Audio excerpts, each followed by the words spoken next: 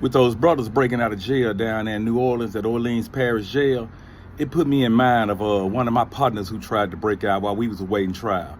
I did 27 years in prison, and we had been gang banging. About 8 of us got locked up. I was facing the death penalty myself.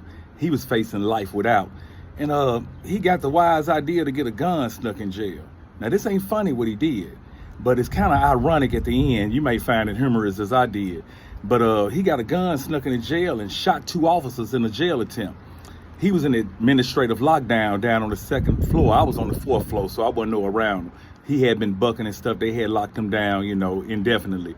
But most likely he done persuaded some young lady, commissary girl, officer, or something to sneak him a pistol in.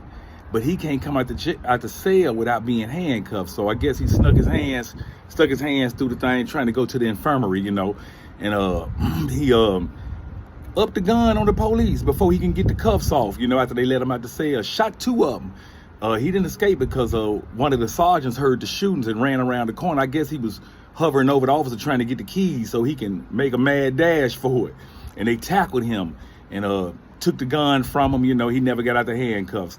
But the funny thing is, he got 25 extra years for that. And he didn't end up getting number 15 years for the murder that he was locked up for.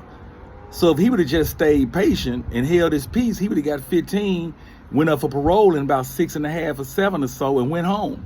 Instead, he ended up with 40 years, 25 plus the 15.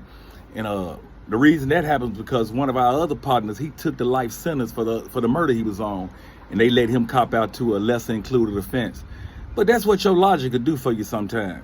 The same type of thinking that got him incarcerated, got him to thinking that he can escape, and he wasn't gonna get number 15 years at the end of the day. He ended up with 25 extra years plus the 15. We ran into each other in the joint. We was in the prison for about 4 years together, a particular prison, and he was still bucking, still wild.